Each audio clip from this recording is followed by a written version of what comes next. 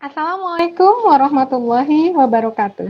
Halo Kifam, dimanapun berada saat ini, apa kabarnya? Semoga semuanya dalam keadaan sehat ya, tidak kekurangan suatu apapun, dan selalu dalam keadaan ikhlas menerima kondisi kita saat ini. Jumpa lagi di acara LDD atau Lebih Dekat Dengan. Ya, ini sebuah program menarik yang dirancang oleh tim kreatif Kijang untuk menampilkan profil Kifam secara bergiliran. Hari ini saya ditemani oleh Mbak Esti yang selalu setia mengawal semua program-program online Kijang. Kita sapa dulu ya, Mbak Esti.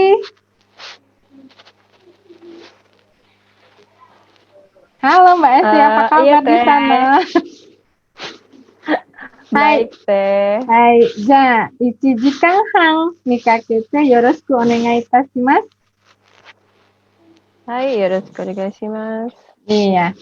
Meskipun kondisi pandemi saat ini belum mereda, bahkan jumlah penderita di Indonesia saat ini masih saja naik, namun kondisi seperti ini tidak boleh membuat kita patah semangat. Ikhlas dan semangat adalah kunci kita bisa survive dalam kondisi apapun. Untuk memberi semangat siang hari ini kepada semua Kifam, maka saya akan mengajak Kifam untuk memperagakan slogan Kijang yang sudah tidak asing lagi. Ada yang tahu? Ya, sekarang saya peragakan ya. Kalau Teteh bilang Kijang, maka teman-teman mengikuti, letakkan telunjuk di atas bahu kiri. Kijang, satu profesi, kemudian diluruskan, satu hati. Kita cobain ya bersama-sama. Siap-siap ya tangannya. Kijang, satu hati, satu profesi.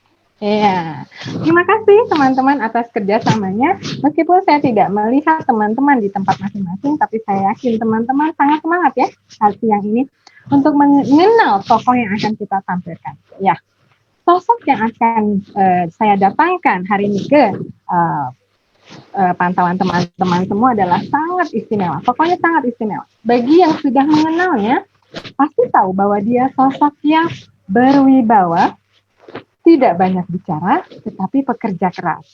Ya, pada tahun 2016 saya tidak sengaja ngobrol ringan dengannya tentang perjalanan hidupnya sebelum menjadi seperti sekarang. Kan teman-teman belum tahu ya sebelum itu hidupnya bagaimana, sekarang hidupnya bagaimana ya. Nah, hari ini semua akan kenal dengan Kang Ali Sarli.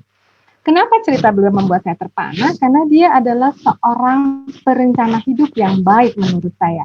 Baik untuk kehidupan pribadinya, untuk karirnya, dan juga untuk bakti sosialnya kepada masyarakat. Nah, saya saat itu berharap, berdoa agar suatu saat saya bisa menampilkan Kang Ali atau saya pernah menyampaikan padanya agar lebih banyak berbicara tentang proses hidupnya hingga ia dalam posisi yang sangat mapan. And you know what? This is the time. I am a lucky one who able to invite him to this talk show. Jadi saya akan panggilkan dia ya, biar teman-teman nggak makin penasaran siapa sih Kang Ali Sarli. Kang Ali, silakan masuk.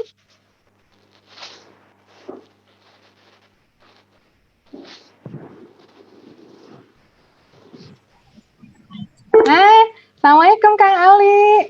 Waalaikumsalam. Tapisan. Hai, korekara yoroshiku onegai itashimasu. Yoroshiku onegaishimasu. Iya, apa kabar Kang Ali? Alhamdulillah, sehat bugar segar waras. Nih, ciri khasnya ya, segar, bugar, dan waras. Nah, ini penting. Segar, bugar, kalau nggak waras, repot ya Kang Ali ya? Iya, betul. Ya. Saya mengucapkan terima kasih mewakili seluruh teman-teman Kifam, mengucapkan terima kasih karena Kang Ali sudah meluangkan waktu untuk mampir di acara ini. Padahal ini hari Minggu ya Kang Ali. Iya, Mbak. Hari yang harusnya tidur tenang ya. Enggak juga sih.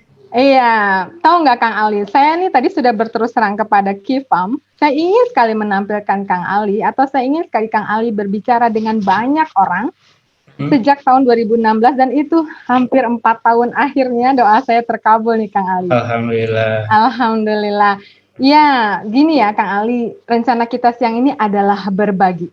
Karena sesuai salah satu moto Kijang, yaitu give, give, give, and take. Ya. Jadi kita harus senang berbagi. Berbagi apa saja sesuai dengan kemampuan kita. Tentunya yang diharapkan hari ini adalah berbagi ilmu dan pengalaman Kang Ali. Oke, Kang Ali?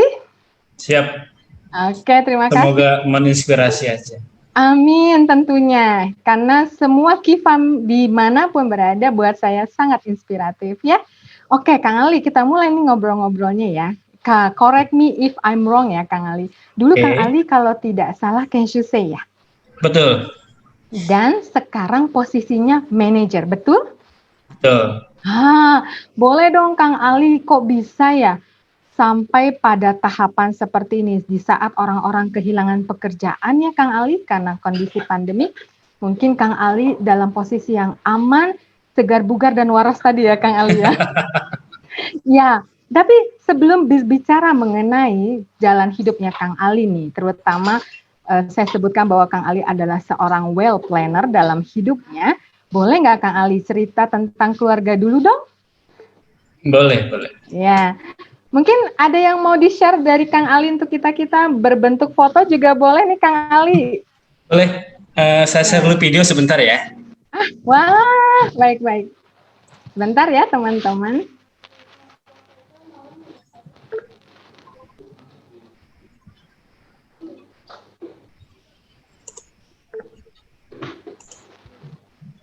Oke, sudah kelihatan layarnya? Sudah Kang Ali, sebentar, belum muncul apapun.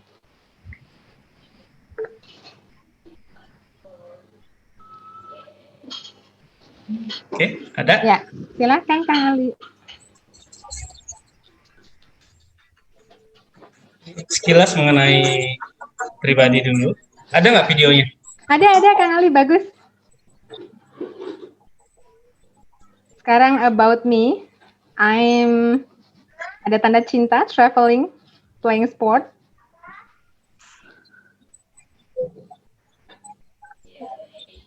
Good computer skill, ini juga ada ya Kang Ali. Wah, banyak sekali kepintarannya. Good communication skill-nya juga luar biasa. Oh, English, Japanese. Oh, trainee. Oke. IT staff. Freelancer interpreter. Wah, Kang Ali ternyata pernah menjadi freelancer ya. Oke. Wah, mantap sekali. Sumedang, oke. Oh, Kang Ali senang sekali belajar ini tampaknya ya. Thank you. Ini presentasi yang sangat luar biasa. Ini teman-teman yang saya bilang, Kang Ali ini well planner. Bayangkan, belum pernah terpikir mungkin oleh kita semua membuat CV dalam bentuk video. Nanti kira-kira kalau dimasukkan musik-musik yang memotivasi makin asik ya Kang Ali. Mudah-mudahan. Iya. Jadi tadi cepat sekali ya penampilan, tapi terekam itu banyak sekali ya kemampuannya Kang Ali.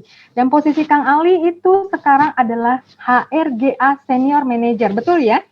Ya, terbaru tahun ini ya, mulai Januari. Di saat menjelang-jelang pandemi malah Kang Ali dapat posisi baru ya, luar biasa. Kang Ali kalau boleh tahu itu kepanjangan apa sih? Nggak apa-apa Kang Ali. Nah, ya? Ini dia. Mungkin adiknya mau di itu dulu. Sudah. Nah, ini namanya apa ya? Sebentar ya. Seorang ayah, mangga. Tugas sebagai seorang ayah pun dilakukan ya oleh Kang Ali karena Sabtu dan Minggu adalah family service tentunya. Iya, kita tunggu kehadiran ya, Kang. Mohon maaf ya. Tidak apa-apa Kang Ali, wajar. Ini hari Minggu ya, apalagi adalah hari keluarga. Kang Ali, HRGA itu singkatan apa ya? Kepanjangan dari apa ya HRGA? HRGA itu Human Resource and General Affairs. General Affairs ya. Jadi kalau bahasa Jepangnya itu ada Jinji sama Shomu. Oke. Iya. Jinji dan Shomu. Jadi dua-duanya biasanya kan orang hanya Human Resource atau General Affairs. Kang Ali dua-duanya. Ini kayaknya kerjanya tiap hari mantengin orang aja nih ya Kang Ali ya. Enggak juga sih. Ya? Oke. Kang Ali tahu nggak? Katanya orang-orang terpesona tuh dengan CV yang barusan. Nanti diajarin ya kapan-kapan bikin Boleh, CV. mau dipasang juga boleh, tinggal kirim aja. Nanti saya buatkan. Masya Allah. Nanti ada, sebenarnya di acara Kijang itu ada program namanya Inspirational Motivation Sharing, Kang Ali ya. Mungkin Kang Ali juga tahu. Dan itu di sana bisa membahas lebih detail. Mungkin nanti Kang Ali punya slot untuk bercerita bagaimana membuat CV yang menarik ya. Karena ini sangat penting mungkin dengan karir ya Kang Ali ya. Betul. Oke, sekarang balik ke tahun tadi berapa? 2000 ya kalau tidak salah. Kang Ali berasal trainee ya, sebagai trainee di Jepang. Iya, Boleh cerita dong Kang Ali tentang ini? Sebelum ke Jepang sih, saya dilarang ke Jepang sama ibu ya.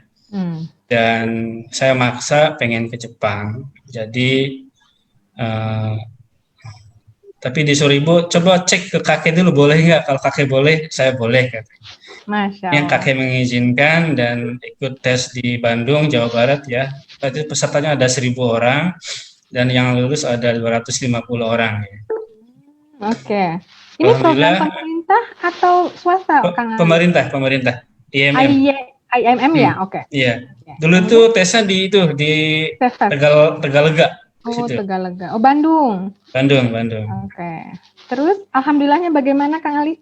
Alhamdulillah lulus murni tanpa ada bantuan dari pihak lain ya, atas usaha sendiri dan atas izin yang Maha Kuasa ya. Betul. Bisa berangkat ke Jepang. Iya, karena tadi Ibu sudah meridoi, ini penting banget ya Kang Ali, catatan penting buat kita semua. Jadi kalau kita mau maju ya tentunya minta doa orang tua, minta restu orang tua. Baik, Kang Ali, di Jepang waktu itu apa sih pekerjaannya kalau boleh tahu? Di Jepang itu kebetulan di perusahaan yang pertama kali ambil Kensusei dan saya orang pertama dan nggak ada ya senpai, kohai itu nggak, pokoknya berdua aja. Oh, berdua dengan orang Indonesia? Dan ya kebetulan 2 orang, satu pasangan dan ditempatkan di bagian pengelasan, welding sama oriwange dan juga laser ya. Iya, kemudian di situ Kang Ali tadi masih sendiri nih atau sudah berkeluarga saat itu? Masih bujangan. Masih bujangan. Kok jadi ingat lagu ya? Ya, kemudian Kang Ali, berapa lama? 3 tahun ya kalau tidak salah ya? 3 tahun, ya. Oke, nih Kang Ali, saya punya teman Kensusei banyak sekali dan mereka sering curhat nih, pulang ke Indonesia kok tidak seindah yang dibayangkan. Karena kan teman-teman Kensusei itu rata-rata sudah punya kinerja ala orang Jepang ya selama 3 tahun, bener nggak Kang Ali? Tapi pulang ke Indonesia kok ada gap nih yang lebar sekali gitu ya. Kalau orang Indonesia mungkin lebih santai kerjanya, kalau di Jepang kan waduh time is money ya buat perusahaan gitu. Nah, ketika pulang apa yang dirasakan Kang Ali? Ketika pulang jujur saat itu belum punya rencana, belum tahu mau ngapain. Jadi ya ikut kerja aja deh di perusahaan Jepang. Oh, sebagai? Itu belum kepikiran, pokoknya nggak ada di sana, mau jadi apa nggak tahu, pokoknya kerja deh. Gitu. Oke, jadi pulang ke Indonesia langsung masuk perusahaan Jepang aja yang ada di Indonesia nih? Iya, pulang Indonesia, istirahat 2 hari langsung kerja lagi. Jadi pokoknya nggak ada mongku ya Kang Ali, ikut alur saja dulu ya. Ikut alur Kang aja. Ali ya. Oke. Terus Kang Ali, momentum apa yang membuat Kang Ali bisa seperti sekarang? Momentumnya itu adalah pada saat saya mengetahui bahwa hidup tanpa rencana itu berbahaya. Jadi hidup tanpa rencana berbahaya. Bahaya, ya. Jadi ya sempat terburuk, sempat jatuh juga di umur 27-28 ya. Dan pada saat itu yang menolong alhamdulillah skill bahasa Jepang ya. Jadi bahasa Jepang, Bahasa Jepang itu ya bagian dari hidup saya, ya hidup dan bekerja dengan bahasa Jepang. Jadi saya nggak akan melupakan bahasa Jepang. Wah, ini penting nih teman-teman nih. Jadi kalau selama di masa Kenshu, bagusnya nih ya buat teman-teman yang sekarang lagi ada di Jepang sebagai Kenshusei atau yang akan berangkat, bahasa Jepang diutamakan ya Kang. Jadi bawa Minimal N2 bekal dapat, bahasa Mbak. Jepang. Minimal Kenapa? N2 harus dapat di Jepang. Wah, sekarang ya, betul ya. Sekarang lebih canggih ya, kita bisa belajar dengan metode apapun.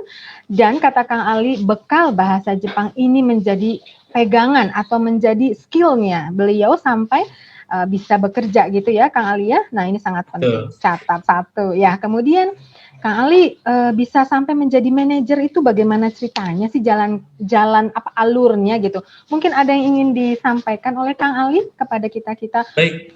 Silahkan. Iya, jadi manajer juga dulu nggak ada rencana sih. Apakah layak atau enggak juga dulu nggak kebayang.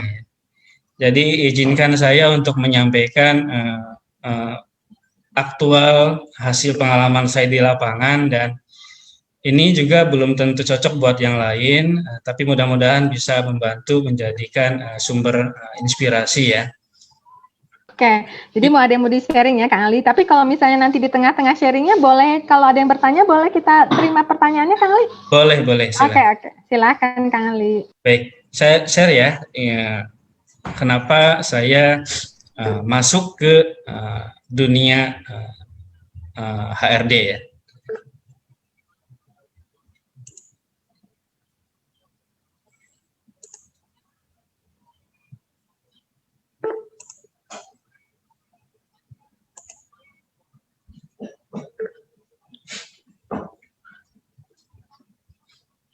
Sudah muncul? Sudah muncul dan belum menjadi slide ya Kang Ali. Silahkan untuk diperbesar.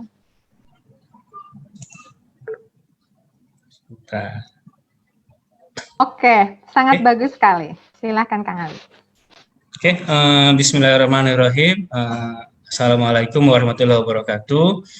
Ini hanyalah sekilas dari cerita dan bagian kehidupan saya untuk untuk meraih karir di perusahaan swasta itu seperti apa. Ini akan saya coba jelaskan bagaimana alurnya, baiknya mulai dari mana. Oke, ada 5 tahapan yang harus dipahami. Yang pertama adalah kita harus mengenal posisi kita saat ini ada di mana dulu. Terus yang kedua, kita harus setelah tahu posisinya, baru kita tetapkan rencananya mau apa. Terus yang ketiga, ikuti proses dan alur atas rencana itu sendiri. Dan baru keempat, siapkan strategi keluarnya serta antisipasinya. Dan yang kelima itu bangun fondasi yang kuat dan kokoh. Jadi kelima ini satu kesatuan ya. Tapi tiap orang pasti berbeda-beda. Karena saya juga sama dulu itu posisi masih lulusan SLTA dan belum dapat gelar sarjana. Dan bagi yang saat ini masih lulusan SLTA dan berniat ingin mengembangkan karirnya, saatnya untuk mengupgrade ya, kondisi saat ini. Oke, kembali ke poin yang pertama, ini kita harus mengenali di mana posisi kita berada saat ini.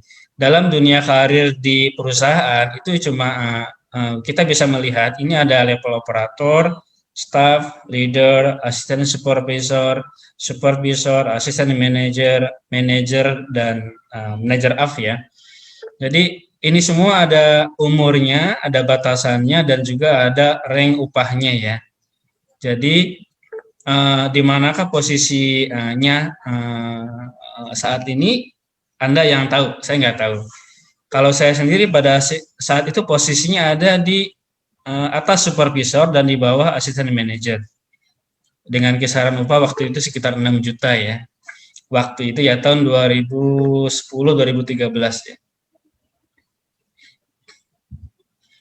Oke, yang kedua tetapkan rencana besarnya apa. Jadi kita harus tahu ketika kita sudah tahu mau kemana arahnya, kita harus mulai meronsen diri kita dulu. Jadi poinnya adalah kita harus memahami bahwa kerja itu anugerah ya. Jadi kerja itu ibadah dan kerja itu ya sarana buat saling berbagi. Jadilah PUST ya. Ini singkatan jadilah orang yang ketika Anda di perusahaan, jadilah orang yang pertama, utama, satu-satunya dan terbaik ya. Jadi untuk mencapai pribadi seperti itu Anda sendiri yang tahu. Saya juga mencoba untuk menjadi seperti itu ya. Jadi caranya ada 3 cara. Yang pertama kita harus yang saya terapkan ini rumus A B C D E ya. Ini semacam singkatan aja. A itu adalah apa yang Anda mau. B itu adalah belajarlah dari orang yang telah berhasil di bidangnya. Dan C itu cari mentor yang tepat ya. Dan D itu adalah dengarkan apa kata mentor dan laksanakan.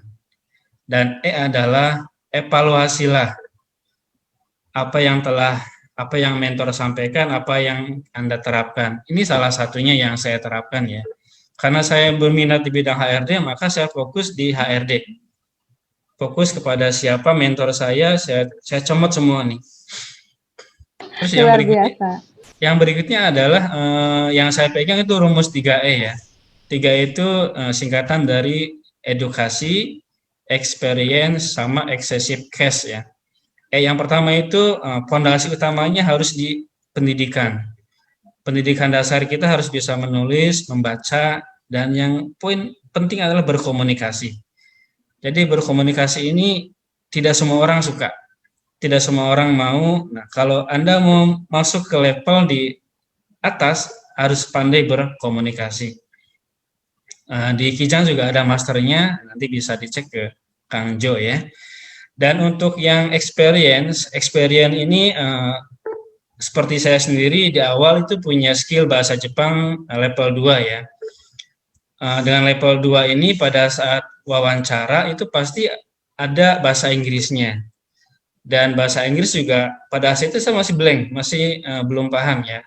Dan baru bisa termotivasi itu ketika ada pergantian saco di perusahaan dan saco tersebut ngomong bahasa Inggrisnya pera-pera ya. Dan saya nggak mau kalah nih. Akhirnya saya cari metode yang paling cepat, yang paling murah sesuai dengan budget saya saat itu dan ketemu sebulan bisa. Jadi bisa kan? Sebulan bisa. Wah, ini boleh nih nanti ya teman-teman ya. Tunggu tayangan-tayangan di program-program berikutnya bersama Kang Ali ya. Silakan Kang. Jadi kan tadi bahasa Jepang, terus saya tambahkan lagi fondasi skillnya itu di bahasa Inggris. Nah, kedua ini saling berhubungan setelah dijalankan ya, dan alhamdulillah kepake. Baru setelah itu yang yang ketiga adalah berhubungan dengan yang poin nomor 2 itu excessive cash ya. Excessive cash ini adalah kita harus paham mengenai metode dasar finansial. Kita harus paham apa yang arti pendapatan, apa yang namanya pengeluaran, apa yang namanya aset, apa yang namanya kewajiban. Nah ini harus dipahami dulu. Kenapa? Karena interpreter itu kategorinya udah level penghasilannya besar semua ya. Dan banyak yang berhasil dengan menerapkan di lapangan ya. Tapi banyak juga yang gagal atau salah kaprah dalam mengelola uangnya. Akhirnya pada saat jobnya tidak ada malah kelimpungan, ini juga salah satunya. Dan itu juga pernah saya rasakan, makanya saya berkomitmen pada diri saya sendiri untuk merapikan, menata skill, menambahkan skill, dan menata keuangan. Ya, itu terus-menerus ya tanpa henti. Dan yang poin ketiga ini, alhamdulillah ketika kita diberikan kesempatan dan tanggung jawab untuk masuk ke ranah struktural, ambil dan jalankan. Karena banyak di lapangan ketika diberikan kesempatan, kamu sini dong jadi asmen ya. Apa kata teman saya waktu itu? Aduh, saya belum layak, belum punya kapabilitas. Akhirnya ya nggak dapat apa-apa. Padahal itu kesempatan. Jadi kalau Anda punya kesempatan seperti itu, ambil saja. Dan kita harus pahami bahwa interpreter itu ranahnya di fungsional ya. Dia hanya menjembatani tugas bahasa dari penutur sama bahasa yang kita terjemahkan. Kalau struktural itu udah masuk ke ranahnya, ada tugas dan tanggung jawab yang harus diemban ya, dan dia nggak mengenal waktu ya. Kalau Anda siap dengan kondisi ini, ayo silakan japri saya. Jadi poinnya adalah keberhasilan adalah aktivitas yang dibangun dari dan dikembangkan dari hari ke hari. Ini Masya yang Allah. Bagus kedua, banget ya Kang ya. Dan yang ketiga adalah ketika kita udah menetapkan tujuan, kita tahu targetnya mau jadi apa, kita juga harus ikuti alur dan nikmati prosesnya ya. Jadi yang pertama adalah tentu harus kuasai bidang yang Anda tekuni saat ini ya. Karena saya nggak tahu apakah Anda jadi Q quality, apakah jadi engineering, apakah jadi production ya. Nikmati dan tingkatkan di sana skillnya. Terus yang kedua, tetapkan apakah mau naik tangga yang sama atau mau pindah tangga. Karena kalau naik tangga yang sama biasanya itu butuh waktu kurang lebih 10 tahun. Rata-rata ya. Naik tangga yang sama itu pun kalau kita emang sebagai perintis di perusahaannya. Tapi kalau bukan perintis, dan kita masuknya di tengah-tengah, itu cenderung buat possibility buat naiknya agak susah. Jadi opsi berikutnya adalah pindah tangga. Dengan catatan, poin yang pertama Anda sudah menguasai bidangnya dan itu PUST tadi ya, Anda orang yang pertama, utama, satu-satunya dan terbaik paling segera dicomot sama perusahaan yang lain. Oke, berikutnya adalah persiapkan diri Anda menuju wawancara. Wawancara juga ada teknik dan skillnya, jadi nggak sembarangan menjawab, nggak sembarangan meminta. Jadi persiapkan hal itu dan minimal 10 wawancara ya, baru Anda siap. Ya, karena saya sendiri udah 10 kali wawancara baru ketemu perusahaan yang pas ya. Dan proses wawancara pun untuk level manajer ke atas itu bukan lagi ke masalah dia bisa atau enggak, tapi dia cocok atau tidak dengan saya. Bagi orang Jepangnya ya. Dan ketika pertama kali ketemu dan ini kayaknya bakal nerima saya, itu udah ketahuan di awal. Sekalipun belum mulai wawancara, ini pasti nerima saya. Dan saya pernah menolak juga satu di Cibitung ya. Saat itu dari gaji 10 juta dan saya nggak tolak ya karena kejauhan di Cibitung ya. Dan ini juga harus dipersiapkan dari sisi jaraknya, dari sisi lamanya di jalannya, jangan sampai pindah ke tempat baru Anda terjebak dalam masalah yang baru juga, itu yang nggak boleh. Ya. Terus yang poin berikutnya, ketika wawancaranya Anda gagal, belum ketemu perusahaan yang pas, jangan berhenti, jangan putus asa. Selama Anda masih kerja di perusahaan yang sekarang ya. Jadi saya juga sama, sekalipun saya gagal ya nggak apa-apa, itu kan namanya juga coba-coba. Kalau berhasil syukur, enggak ya masih kerja kan. Artinya penghasilan nggak ada yang hilang. Dan ketika kita udah memahami kemampuan kita, otomatis kita akan berani minta angka, mau upah berapa. Ini yang kadang-kadang kita nggak berani minta. Jadi mau minta berapa, untuk lebih jelasnya, kalau mau lebih detail lagi silahkan japri aja. Terus bangun hubungan juga penting ya, karena rezeki orang kita nggak pernah tahu ya. Siapa tahu teman yang kita ajak ngobrol waktu lalu itu dia yang malah ngasih rekomendasi buat pekerjaan buat kita. Ada juga yang seperti itu ya. Dan saya sendiri alhamdulillah dengan Goto-san, tahu kan dulu ya, sering berkomunikasi, Goto-san, saya ada ini nih, boleh ada pekerjaan baru nggak? Dia siapin tuh ada. Ini di sini mau nggak? Di sini mau nggak? Oh nggak nggak mau. Itu, kalau sudah terbaik hubungan itu lebih enak kita mintanya. Dan terakhir ini sesuai pengalaman saya ya, memiliki kendaraan roda 4 itu bukanlah sebuah hal yang mewah ya, tapi sebuah kebutuhan untuk saat ini. Jadi Kenapa? Karena pada saat saya interview dari 10 kali itu 5 sampai 6 perusahaan itu nanya, "Kamu punya mobil nggak?"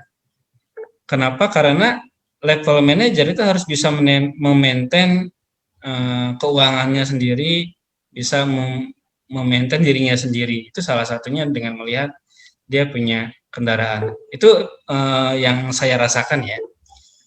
Sebentar Kang Ali. Nah, Ya. Kang Ali ini menarik banget ya pembahasan Kang Ali ini detail sekali. Ini sampai apa ya tips milikilah kendaraan roda 4 ini betul-betul tips yang bermanfaat bagi teman-teman yang mungkin saat ini sedang berusaha mencari pekerjaan selevel manajer. Halo Sarah. Baik, Kang Ali. Nih, saya mau nanya nih ya. Sementara teman-teman ini masih malu-malu tampaknya bertanya ya. Saya tanya nih Kang Ali. Poin naik tangga yang sama. Tidak apa-apa Kang Ali. Nggak apa-apa Kang Ali. Poin naik tangga yang sama atau pindah tangga nih Kang Ali? Karena begitu. Dalam kenyataannya seringkali ada istilah kutu loncat yang dipakai oleh orang Jepang melabeli orang-orang Indonesia yang sering sekali pindah-pindah pekerjaan. Dari kacamata Kang Ali nih, sebaiknya kalau masuk ke perusahaan itu kita bersabarnya itu berapa lama sih Kang Ali? Kan bagaimanapun mungkin perusahaan tetangga lebih menjanjikan. Iya. Risiko tetap ada ya. Jadi minimal kalau saya sendiri 3 tahun ya. 3 tahun di tempat yang sama. Kalau emang ada kemungkinan promosi atau ada kenaikan, ya silakan bertahan. Dan pada saat itu juga saya sempat konsultasi dengan atasan ya. Karena bingung ini mau keluar bagaimana gitu kan. Karena beliau ini salah satu inspirator saya juga ya. Oke. Jadi kalau yang kenal atasan ya salam dari saya. Atasan tadi sempat berkata pada saya mungkin sedang ada kegiatan nanti menyusul. Mudah-mudahan nanti kan bisa ditonton juga ya video ini. Ya, jadi 3 tahun ya Kang Ali yang terbaik karena perusahaan Jepang katanya perusahaan ya edukasi ya, mereka lebih senang kalau SDM-nya dapat promo, dapat pelatihan dan sebagainya dibanding yang sering-sering pindah ya mungkin ya Kang Ali ya. Betul. Oke, ya teman-teman catat, 1 kemampuan bahasa Jepangnya harus dikuasai dari sekarang. Yang kedua, itu ada masa-masa diem ya di perusahaan. Tentunya seperti kata Kang Ali, diem juga bukan hanya diem ya Kang Ali, tetap menambah skill, menambah pengalaman dan menata keuangan, begitu ya. Selanjutnya Kang Ali. Oke, next. Berikutnya adalah setelah kita masuk ke tahap wawancara dan posisinya sudah diterima di perusahaan yang baru, kita harus siapkan strategi keluar dan antisipasinya. Ini ada 2 poin, apakah berkembang atau layu ya. Jadi ini juga possibility-nya masih tinggi ya. Hanya yang harus kita pahami bahwa dalam dunia pekerjaan dimanapun ataupun bisnis itu ada 5 hal yang terkait ya. Contohnya intisari yang saya rasakan selama bekerja itu ada poin yang pertama, ada poin tolong menolong. Kita saling menolong, membantu orang lain dan juga menyenangkan orang lain. Ada saling pengertian, kita harus paham antara profesi pekerjaan dan profesi pribadi dan yang lainnya. Terus kita juga harus pandai membaur ya, mingle dengan orang lain. Dan juga dalam bekerja itu harus kita bergembira ya. Tidak cemberut, tidak nyinyir. Kenapa? Karena rezeki itu dari orang yang bersyukur, yang bergembira ya. Kalau kita pagi-pagi udah di pagi hari sudah nyinyir atau ngumpat sesuatu, maka sehari itu akan full dengan umpatan. Jadi hindari hal-hal yang negatif seperti itu. Dan yang kelima itu ya kita harus merawat hubungan, merawat perusahaan, merawat ya diri kita juga ya. Itu poin dari pekerjaan yang saya rasakan ya selama ini. Adapun sebelum hijrah ke perusahaan yang baru nanti itu ada ada 2 hal yang harus dialokasikan, disiapkan. Yang pertama pastikan kalau yang udah berkeluarga ya, pastikan komunikasikan dengan pasangan. Karena apa? Karena ya mereka yang akan merasakan terdampak nanti kalau kita kena masalah. Terus yang kedua, siapkan alokasi dana yang cukup ya, minimal 3 bulan lah. Jadi kalau yang udah kerja di perusahaan lama dan masa kerjanya 6 atau 10 tahun itu ada dana ya, dana penghargaan masa kerja sama juga dana jam sostek ya, itu bisa dicairkan. Cukup buat hidup 6 bulan ke depan. Ini yang pada saat mau keluar ya. Nah, pada saat kita masuk ke perusahaan baru, ya kita harus paham mengenai bumi dipijak, langit dijunjung. Ya, kenali cara kerja dan kebijakan di tempat baru, ikuti dulu alurnya, baru kita masukin ide-idenya. Jangan langsung ide di awal tanpa mengenali masalah. Terus ya, bangun komunikasi efektif dengan rekan-rekan terkait di perusahaan yang baru. Ini yang poin keempat. Oke, sebentar Kang Ali, ada yang mau tanya nih Kang Ali.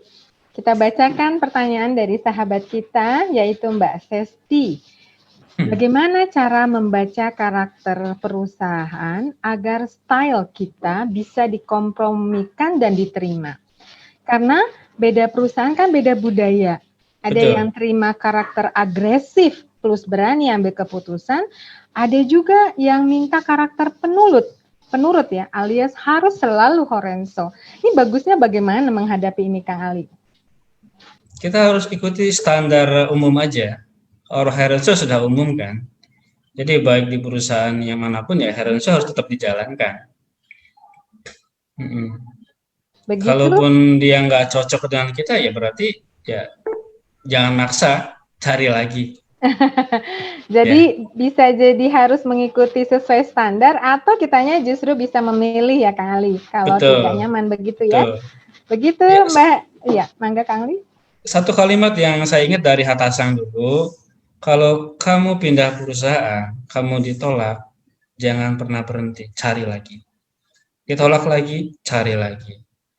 Tolak lagi, cari lagi. Dulu juga saya dibilangin seperti itu. Itu yang Hatasang sampaikan. Saya masih ingat, itu ya sampai. Tetap terngiang-ngiang saya pegang terus ya. Jadi jangan putus asa dan terus berusaha. Wah, itu berlaku untuk mencari kerja atau mencari jodoh nih Kang Ali? Sama. Polanya sama. Ya, mencari jodoh juga harus meningkatkan dulu kualitas ya Kang Ali. Luar biasa. Ya, silahkan dilanjutkan Kang Ali sambil menunggu pertanyaan lain ya. Oke, poin kelima itu kita harus membuat bangun pondasi yang kuat dan kokoh ya. Apa itu? Yang pertama itu kita harus paham bahwa kesehatan itu adalah harta. Sehat itu adalah harta. Kenapa? Karena kalau kita sakit dan kita tahu bahwa predator terbesar itu adalah sakit ya, keuangan kita. Jadi pastikan kita sehat, keluarga kita juga sehat. Makanya ya perlu hiburan kemana, perlu jalan-jalan sama keluarga. Jangan sampai kita fokus di pekerjaan melupakan keluarga, itu juga nggak baik juga ya. Terus yang poin yang kedua ya pupuk hubungan hangat dengan keluarga ketika saatnya kerja ya, bangun komunikasi yang baik dengan keluarga. Ketika di rumah ya pererat hubungannya ya, jangan sampai ada jarak, ada permasalahan kita malah menghindar, kita malah fokus ke pekerjaan. Kita kehidupan pribadi kita akan mempengaruhi karir kita, dan sebaliknya karir kita juga akan mempengaruhi kehidupan pribadi kita. Jadi semuanya saling terkait ya. Dan yang ketiga ini adalah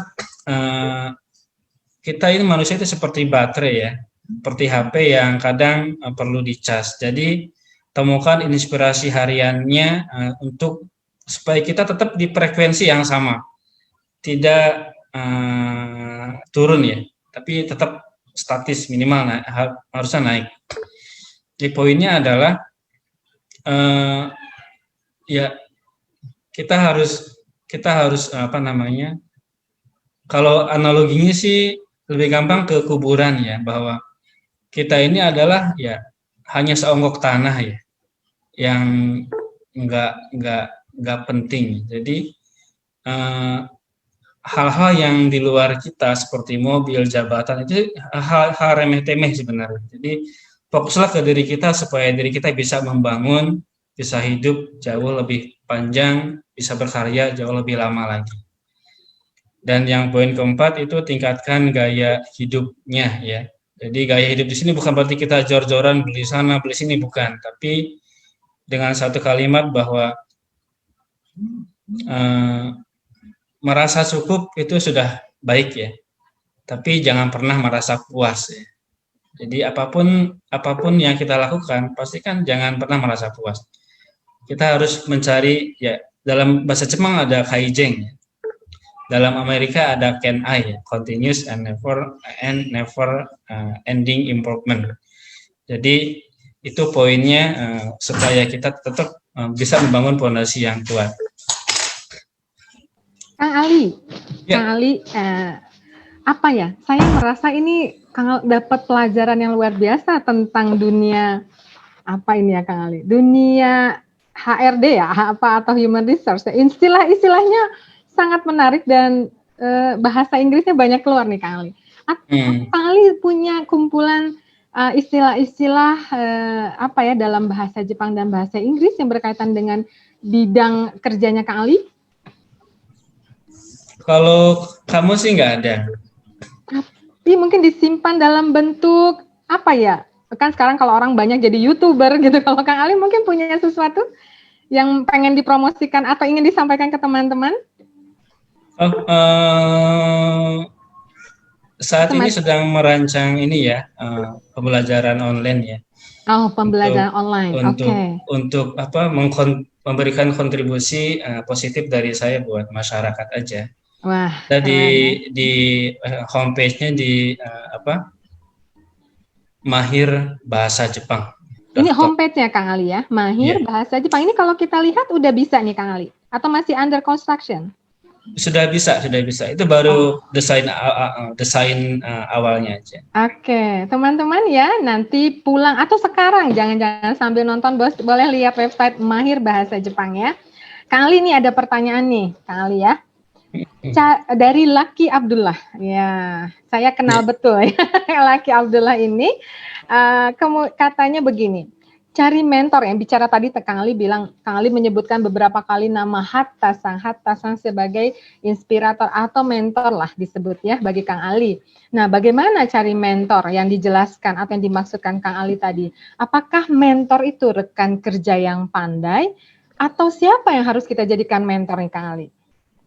Ya, yang pasti mentor itu adalah orang yang dia hidup di sana, dapat penghasilan dari sana, dan dia udah lama berpengalaman di sana, di dunianya ya.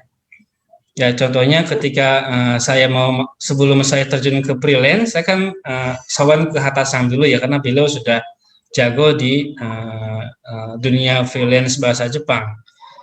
Dan saya dapat insight itu ya tadi, cari lagi, terus belajar. Dan untuk mencari mentor, ya tentukan dulu, Anda ingin jadi apa dulu, gitu. Ingin menguasai apa dulu. Baru setelah ingin menguasai apa ditemukan, baru carilah mentor yang cocok. Yang otomatis ya, kalau yang mau jadi YouTuber misalkan, ya cari yang YouTuber yang berhasil ya. Bagaimana caranya misalkan gitu. Kalau mau jadi accounting yang berhasil, cari accounting yang berhasil. Nah, jangan nanya ke saya bukan ahli di bidang accounting, yang belajar. Ini salah satunya ya. Iya. Termasuk untuk penguasaan bahasa Jepang, ada level 2, level 1 yang udah 5 kali berturut-turut berhasil. Ini ada nih di depan kita juga. Saya? Pisang ya, silakan follow beliau ini ahli di bidangnya. Jadi tiap orang punya karakter dan keunikan masing-masing. Dan ada yang bisa saya capai, ada juga yang nggak bisa saya capai. Dan saya sangat kagum kepada tim yang ada di Kijang dan kepada member Kijang juga pada bagus-bagus ya. Iya, Masya Allah, emang bagus sekali ya.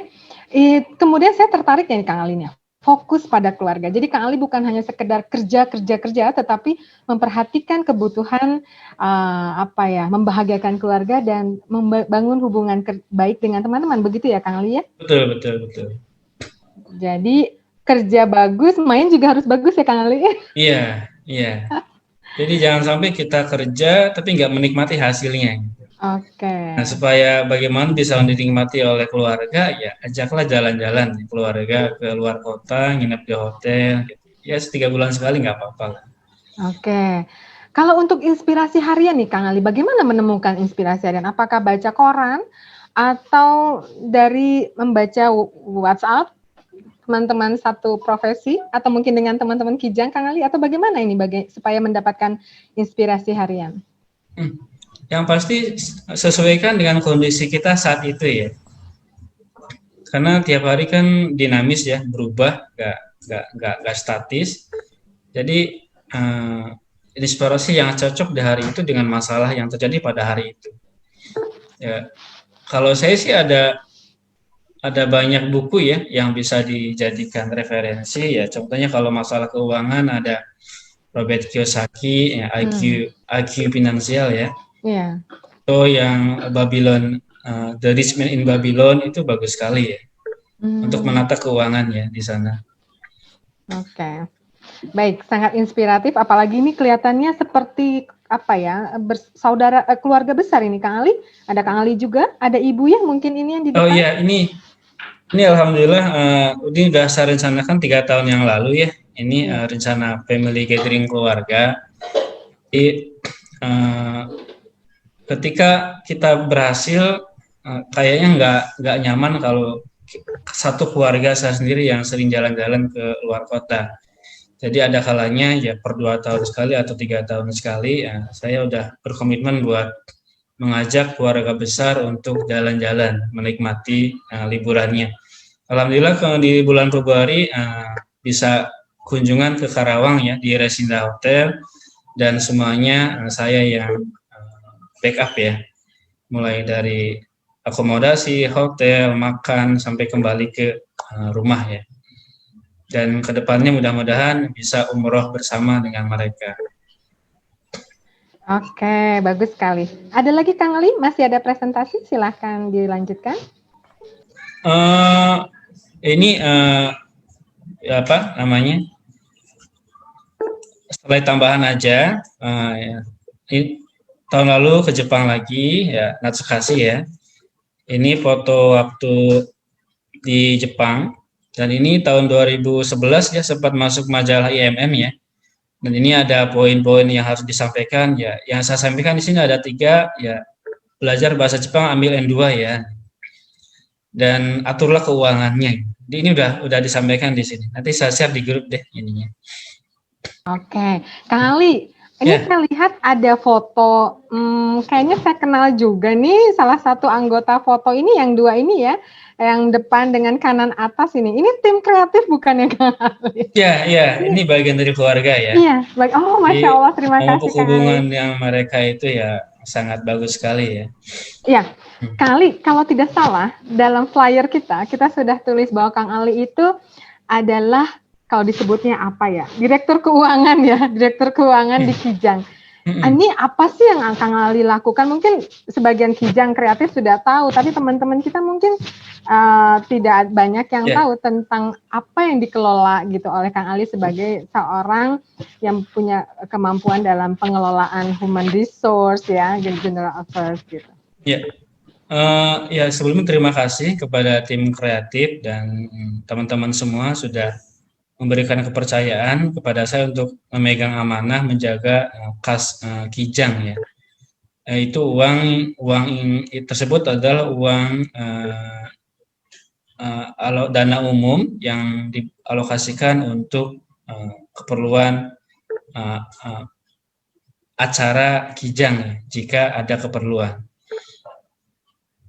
Dana tersebut dapat dari mana? Itu dari sisa biaya, dari kopdar atau dari workshop ya. Ada kalanya juga minus, ada kalanya juga plus. Ya. Jadi tergantung kondisional ya. Dan datanya ada transparan ya, bisa dikirimkan. Oke, terima kasih Kang Ali. Nah, boleh Kang Ali cerita tentang ini foto-foto ini yang ke Jepang. Ini yang apa sih Kang Ali di Jepang ya ini ya? Kanan bawah orang-orang Jepang ini Kang Ali, atau Ryugasei, atau bagaimana ini ceritanya? Foto yang kanan bawah sebelah keluarga. Iya, betul. Ini foto waktu tahun pertama ke Jepang, dan di sana itu lagi tur ya atau piknik Ryoko. Mhm. Itu foto satu perusahaan ya ada 13 orang. 13 orang. Oke. Sedangkan yang Kiji atau artikel di atas ini yang Kang Ali tulis ya? Atau yang wawancara dari Kang Ali ya? Ini wawancara. Ini saya ngirim surat ini bukan ke IMM ya, tapi ke Sacho yang di Jepang. Bahwa saya kondisi sekarang udah baik-baik, udah baik lagi, karir sudah mulai bagus. Ini saya mau pesan buat Kohai ya. Ini loh tolong sampaikan. Dan sama Sacho disounding ke IMM.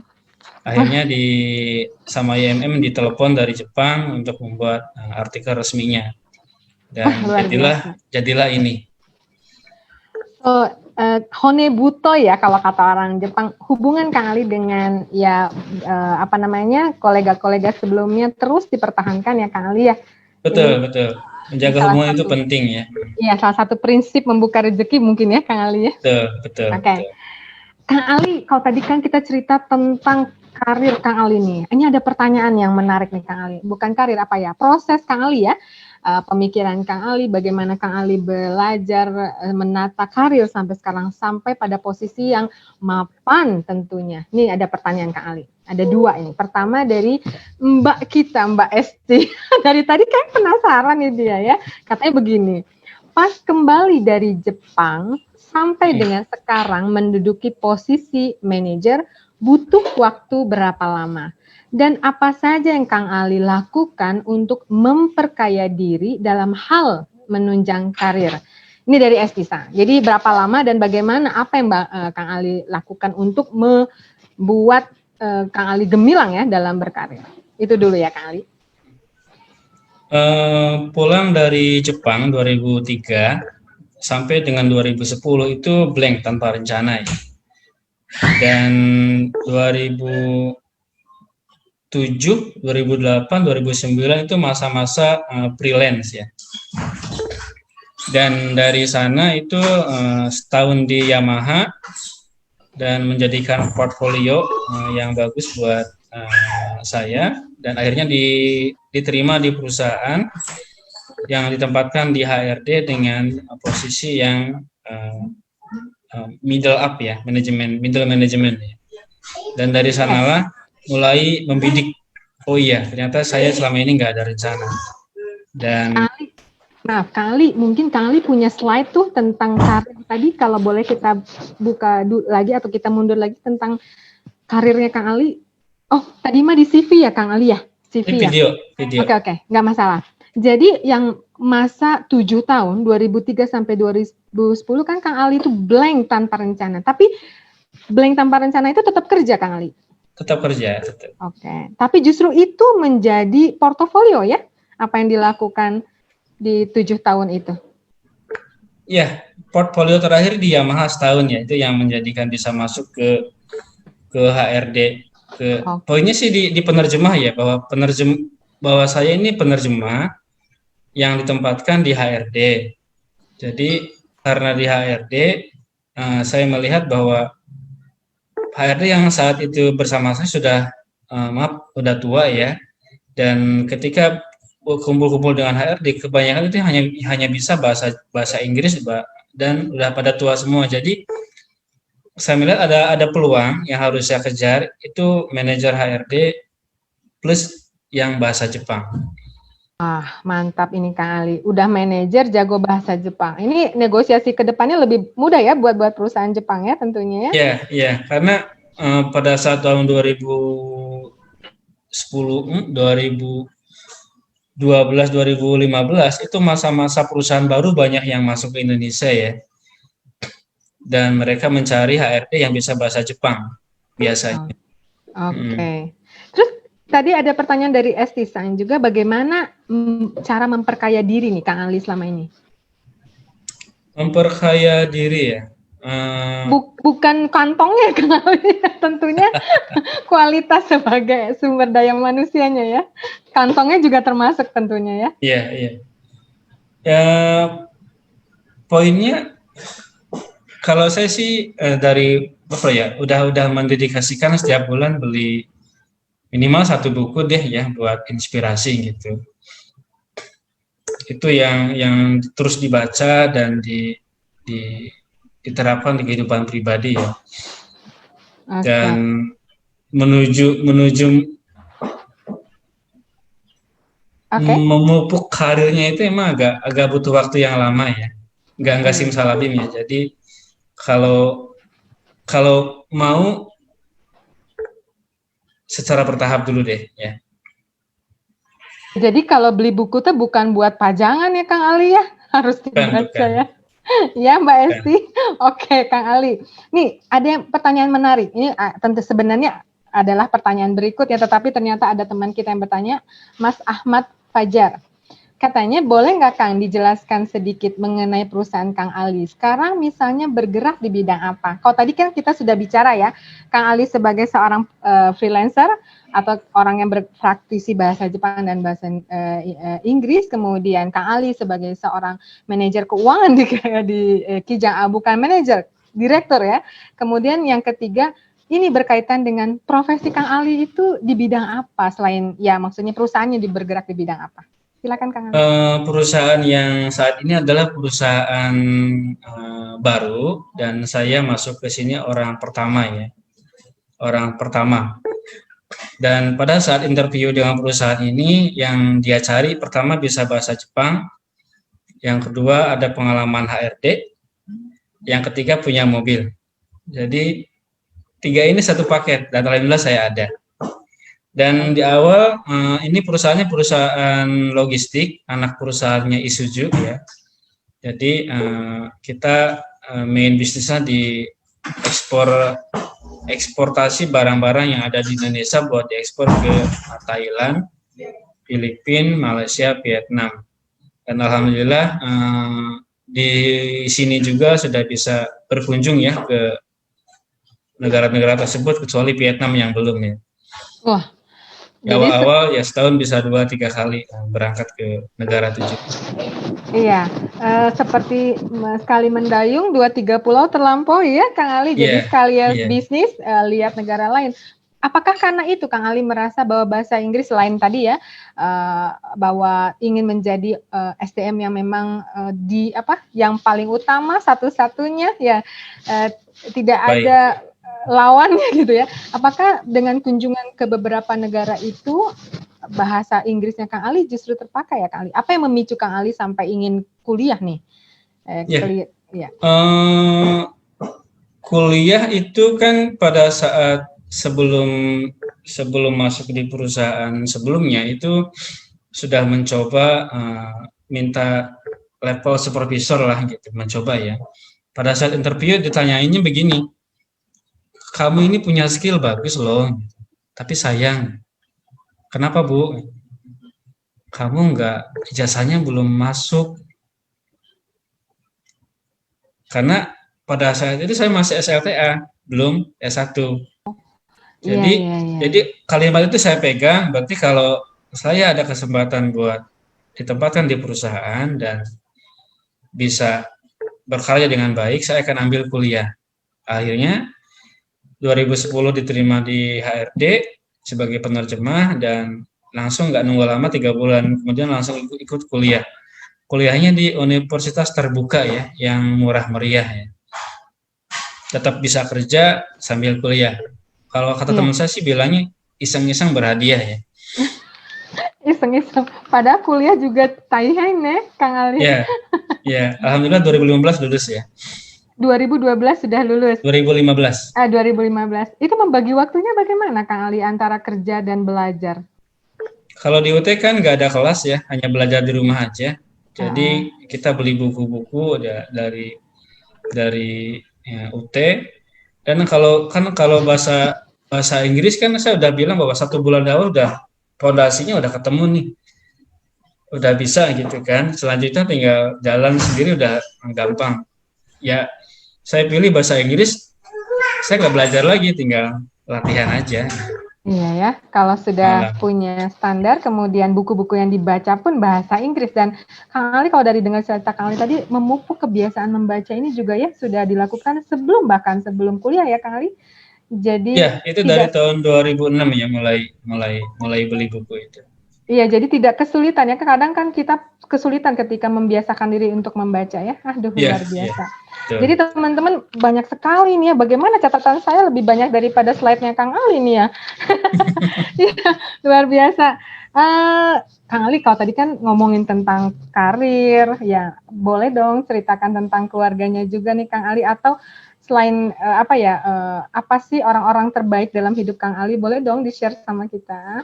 Boleh, ini saya share lagi ya, satu lagi ya.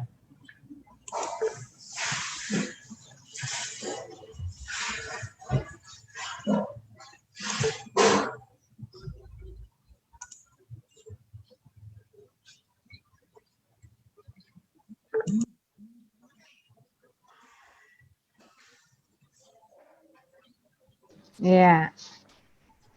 Tinggal dibikin slide-nya, apa diperbesar Kang? Oke, udah kelihatan? Oke, sudah kelihatan. Bagus. Oke, ini personal data aja untuk saya sendiri. Saya berumur 41 ya saat ini, dan kalau umur 40 jabatannya masih belum ada belakangnya jer-jeran, itu masih belum on the record ya. Jadi kalau masih belum 40, silahkan kejar itu. Ini keluarga besar saya, 3 anak ya. Yang pertama Muhammad Ramdan Ali, SMP kelas 2, kelas 3 sekarang. Yang kedua Sarah Selpianopita Ali, kelas 2 SD. Dan yang ketiga Muhammad Ramdan Ali, itu baru 3 tahun ya. Harusnya ada 4, tapi yang pertama keguguran ya. Jadi tersisa cuma 3. Iya. Istri orang Lembang, Bandung. Istri orang Lembang, Bandung. Dari kalau Bandung. Kalau Kang Ali aslinya mana nih Kang Ali? Kalau saya asli Majalengka. Majalengka ya, buat sahabat kita Asher, Kang Ali dari Majalengka. Ya, kemudian? Oke. Ini piagam apresiasi ya. Alhamdulillah dulu sudah berkomitmen akan menyumbangkan darah ya untuk PMI, dan sekarang sudah yang ke-28, dan itu penghargaannya ada yang ke-25 kali ya. Jadi ada 10 kali, 25 kali, 50 kali, dan 100 kali. Ini jadi targetnya seperti masa jabatan pegawai negeri ya, ada 10. Ya, targetnya mau nyampe 100 kali ya. Jadi Masya Allah, kita doakan mudah-mudahan tercapai. Amin, amin ya Rabbal Alamin. Bagi yang keberatan menyumbangkan uang ya, minimal darah deh. Itu kan salah satu mereproduksi darah bagus mungkin ya Kang Ali ya, biar seger dan kinclong terus ya Kang Ali. Oh, ini siapa nih Kang Ali nih? Ini inspiration people ya. Yang pertama ibu ya, ibu saya sendiri, dan yang kedua ini Sacho Nakamura ya, yang mendidik dan membimbing saya pada saat saya di Chiyoda ya. Ini alhamdulillah bisa ketemu lagi di Jepang tahun lalu setelah saya kontak Japri via beliau ya. Beliau bisa berkenan buat ketemu. Ini buah dari sebuah hubungan ya. Karena saya juga keluarnya baik-baik, dan beliau juga pada saat sebelum pulang, pada saat saya mau resign dari perusahaan sebelumnya, saya bilang, bos saya mau resign ya, mau jadi interpreter puro profesional. Bilangnya sih seperti itu. Padahal itu alasan aja untuk jadi naik kelas. Iya, tapi pastinya beliau bahagia ya Kang Ali begitu ketemu. Waduh, ini anak didik saya sudah luar biasa ya, sudah karirnya makin cemerlang ya, gitu ya. Alhamdulillah. Ya senang aja. Bahkan dia pengen kalau bisa ajak saya ke Indonesia deh. Zehi. Apanya? Saya so akrab gini Zehi. Iya. Terus apa lagi Kang Ali? Pelajaran yang berharga dalam membangun hubungan ini adalah pada saat saya mau resign, seminggu mau resign, dan kebetulan di minggu yang sama itu saya dikabari bahwa dia juga harus pulang ke Jepang. Dan pada saat kan saya tinggal seminggu lagi nih, sementara dia pulangnya bulan depan. Dia pesan ke saya, Alisa, tolong beliin dulu donat ya. Buat siapa, Sacho? buat karyawan. Heeh. Oh, kan masih lama saja pulangnya gitu kan. Saya bilang, "Eh, enggak, karena kamu sudah sewani nari ya. Jadi kamu Ah, juga harus makan ya bareng. Tolong kamu wah, yang beliin ya." Dan ya merasa terharu aja ya. Jadi dia dia yang benar. beliin pakai uang dia, tapi yang belinya saya. Dan dia ingin saya makan Oh, rezeki dia. berarti saya sampai Torihada nih dengar kisah haru ya. Pasti terharu sekali ya Kang Ali ya, punya orang Jepang yang memahami Kang Ali, yang memberikan banyak pelajaran tentunya. Dan Ya, ya, ongai shitoshite Kang Ali hmm, mau hmm, gambatte kiteruっていう感じですね。 hmm. Oke. Dan saya kan sering dimarahi sama beliau ya, sama ini. 3 jam di sidang, ya poinnya adalah marah itu sayang. Jadi kalau ada dimarahi, marah Anda disayangi sebenarnya. Oke. Inti yang disampaikan ya yang penting ya. Maksudnya kalau marah meracau tidak jelas juga orang bingung. Tapi kalau ini kan bentuknya pendidikan ya Kang Ali ya. Betul, betul. Memotivasi. Oke. Ada lagi Kang Ali yang ingin disampaikan? Berikutnya ini kontribusi ya, sebagai di awal dijelaskan tadi, ini semacam artikel buat IMM Jepang dan juga donor darah ya, yang rutin setiap 3 bulan sekali. Dan ini membangun hubungan ya. Ini salah satunya, bahwa sekalipun di email itu kadang keras, kadang adu argumen, tapi kalau ketemu ya seperti ini. Kita biasa. Kita memahami manusia itu sendiri ya. Bahwa mereka juga manusia sama. Iya. Ini Dan Singapura ya. Orang Singapura semua ya. Singapura. Oke, Kang Ali angle-nya paling seng dari bawah ya pakai kameranya. Oke. Ini Oke, Kang. ini tim saya saat ini ya di perusahaan. Ini acara buka bersama ya, kemarin waktu puasa. Kang Ali membina atau apa ya, berhubungan dengan sumber daya manusia dari Indonesia itu tentunya akan berbeda dengan karyawan-karyawan mungkin yang dari Jepang ya gitu. Ini bagaimana sih bisa menyeimbangkan? Ada kemungkinan Kang Ali karena bisa bahasa Jepang, pernah di Jepang, bisa jadi dianggap 100% mikata dari pihak Jepang yang mungkin bisa menimbulkan misunderstanding dengan pihak Indonesia. Ini bagaimana sih Kang Ali menyeimbangkan apa istilahnya ya, menenggang rasanya para karyawan-karyawan lokal di tim Kang Ali ini, bagaimana membangun kesolidannya Kang Ali? Ya, yang ya membangun tim juga penting ya di lingkungan kita sendiri. Jadi satu hal yang saya sering dengar itu adalah dari Jepang kami saat ini adalah Alisang itu orang Indonesia tapi orang Jepang. Jadi secara pola pikir, secara tindakan sudah ikut ke Jepang, tapi secara penerapan sudah ikut ke pola internasional. Jadi poinnya ada 3, kesederhanaan, produktivitas, dan kebahagiaan.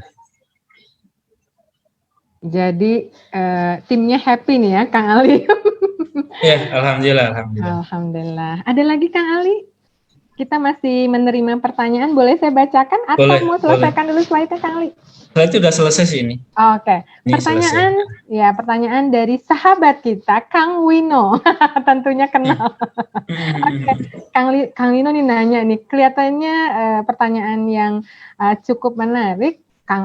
Teh Novi tanyain ke Kang Ali dong, kenapa pihak HRD bisa berkunjung ke luar negeri? Karena biasanya yang kunjungan itu mungkin engineer atau bagian ekspor impor. Bagaimana menanggapi ini Kang Ali?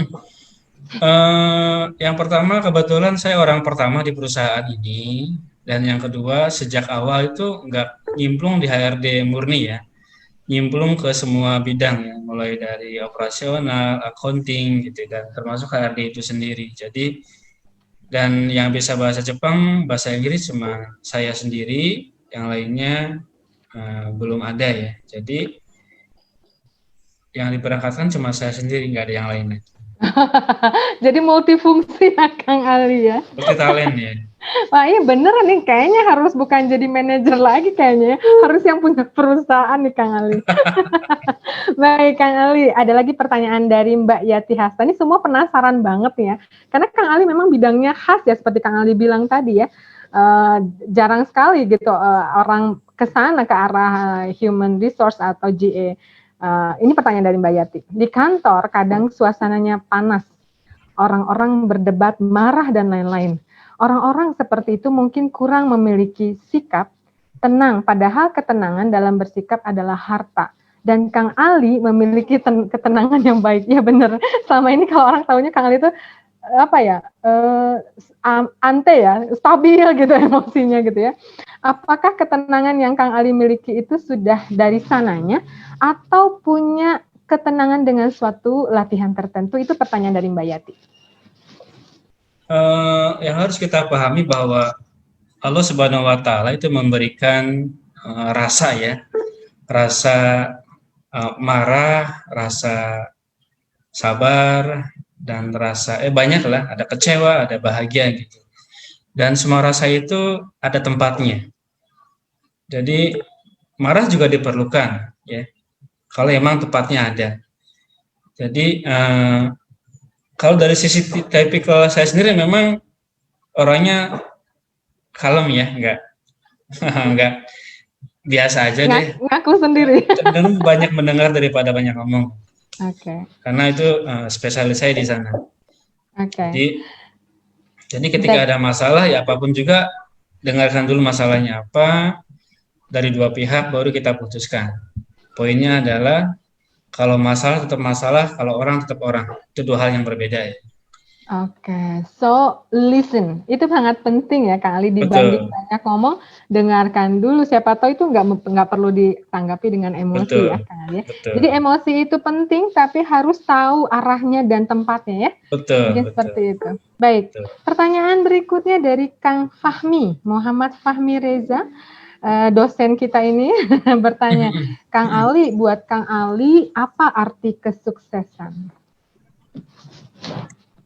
Kesuksesan itu adalah memberi. Oh, sugoina. Jadi apa yang kita bisa berikan kepada orang lain, kepada keluarga, kepada bumi dan isinya, inilah salah satu kesuksesan yang saya rasakan saat ini. Oke. Bukan sesuatu yang kita miliki, bukan. Kalau itu adalah hadiah aja ya. Oke.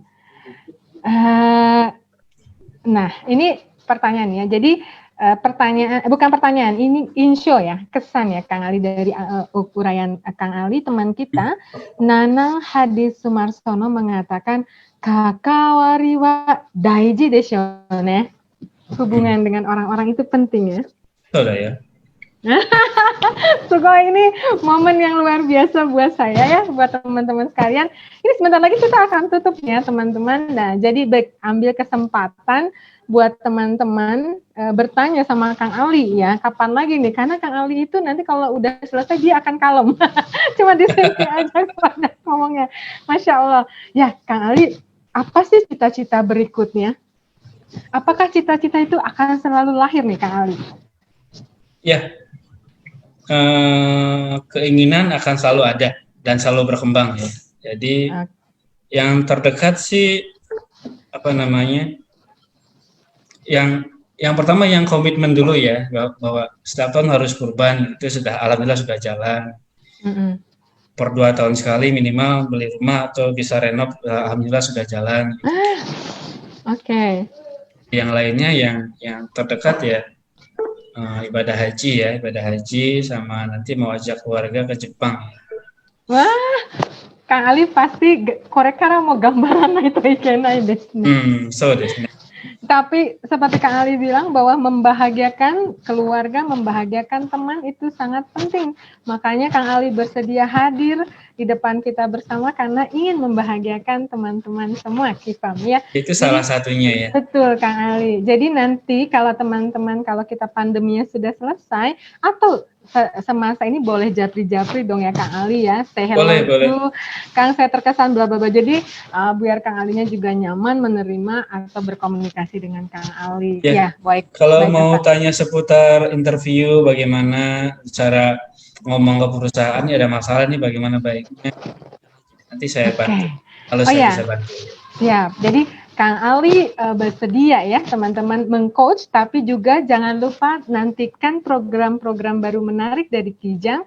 Salah satunya inspiring motivational sharing ya. Jadi nanti kalau mau tanya tentang wawancara yang benar tuh seperti apa, kan penting ya Kang Ali ya. Iya, Bisa iya. dipilih, dan kebayangin Kang Ali dari 1.000 orang waktu itu terpilih ya, 250 orang itu kan luar biasa. Bisa jadi glowing di depan para juri itu atau di depan penguji itu sangat penting. Ya, jadi mudah-mudahan nanti Kang Ali juga bersedia ya mengisi kegiatan-kegiatan IMS yang ISM yang akan dipandu oleh Tri Sang ya teman kita. Baik Kang Ali, ada lagi nggak? Oh, Kang Ali ada nggak ini pesan-pesan ya buat teman-teman Kifam nih khususnya yang hari ini menyimak acara kita? Ya. Pesan dari saya adalah bagi yang sedang bekerja, pertahankan dan nikmati pekerjaannya dan isi hari-hari pekerjaannya dengan penuh semangat ya. Dan bagi yang saat ini masih mencari pekerjaan juga tetap semangat dan terus berusaha ya. Oke, jadi teman-teman sekalian yang baik hati, Kang Ali acaranya kita akan tutup, tetapi sepertinya masih akan meluncur banyak sekali pertanyaan.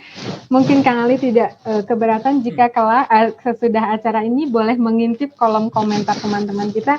Mungkin ada dari teman-teman kita yang baru kepikiran, aduh mau nanya, keburu udah tutup ya. Iya. Boleh. Teman-teman sekalian, terima kasih banyak Kang Ali atas terima kasih hari ini. banyak. Ya. So precious, betul-betul buat saya merinding, buat saya nyatet nih Kang Ali, saya mencatat ini ya, mencatat ya. Nah kemudian bagaimana cara kita mempromosikan diri pun semuanya ada. Sasuga desu ne. Kitai do ya, kita ini sonaete Kang Ali kyo hontou ni iro-iro oshiete itadaite makoto ni arigatou gozaimasu. Hai, teman-teman, terakhir saya ini mau ngaku nih. Tadi saya mengajarkan cara slogannya Kijang ya, satu profesi satu hati, saya salah terbalik. Jadi mohon maaf ya teman-teman. Jadi begini, kalau tadi kan saya bilangnya satu hati satu profesi, itu terbalik ya, harusnya satu profesi satu hati. Kita cobain ya Kang Ali biar teman-teman juga lihat. Mungkin Mbak Esti mau ikutan? Jangan sembunyi lagi. Esti, apakah mau ikutan kita latihan gerakan Kijang? Oke, Teh, sebentar, Teh. Kayaknya aku yang harus diajar.